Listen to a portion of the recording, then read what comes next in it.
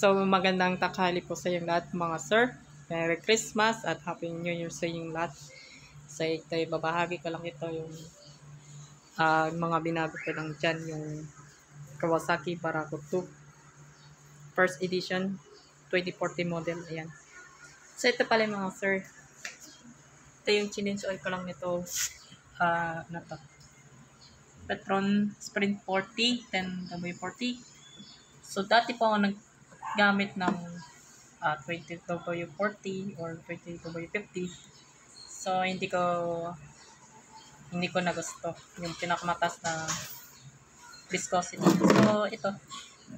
So, napanood ko lang tong vlogger ni Mariano Brothers na pagbagwang ng motor na Kawasaki Barako. Ano to? So, 10W40 na to. So, hindi kagaya yung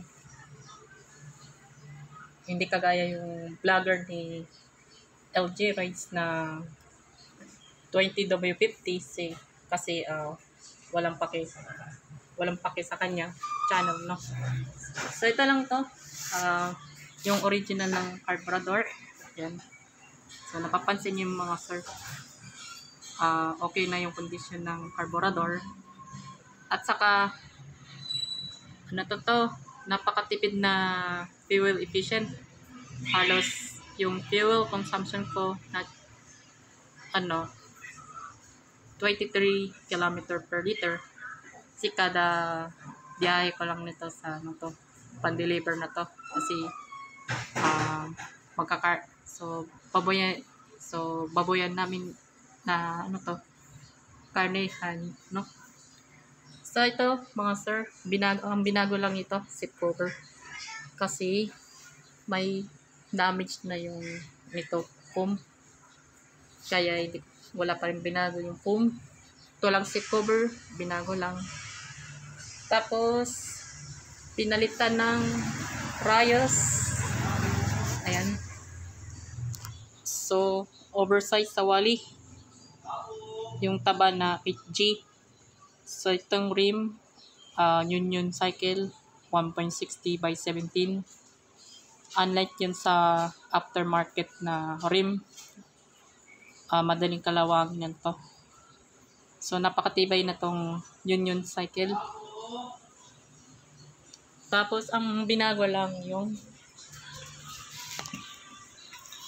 oversize din to, standard. So, 8G/150. Yan. So, maganda na to. Kargado ng baboy. Ito. Tapos, yung cowling nito, so,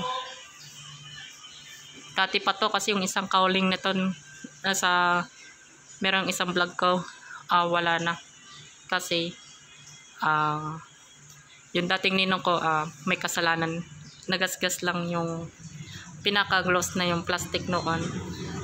Kaya, saka na lang ordering ko pa nito. So, wala pa yung front shock cover. Yun. Tapos, so, ipapalit ko lang sana ng mas malaking sprocket. 48 teeth. Tapos, 14 teeth. So, umorder ako sa Lazada. Kasi, kargado kasi itong baboyan nito. Kaya, back to back tong sidecar na to. Yung ginamit ko 1445 na kargang 240 kilo. Hindi gaanong kaganda yung sprocket. Kasi dapat sana 48 teeth rear sprocket na to. So ito lang ang binago. Pinalitan na lang yung brake shoe sa likod tsaka harap. Pinalitan ko na ng original brake shoe na Kawasaki. Tapos parehas yung worn out na yung spline na worn out kasi yung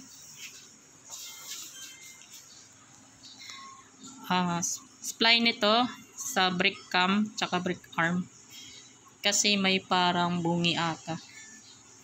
So, umorder rin ako nito sa Shopee. Yan. So, ito yung bumbilya, walang binago. So, dati pa to.